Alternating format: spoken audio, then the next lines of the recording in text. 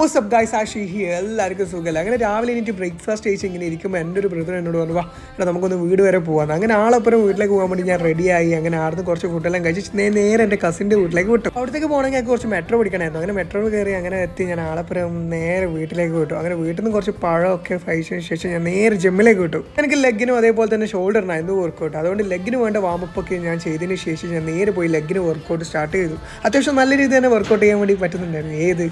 നമ്മ ഇന്ന് ഹോമല്ലല്ലോ ജിമ്മിലല്ലേ വർക്കൗട്ട് ചെയ്തത്.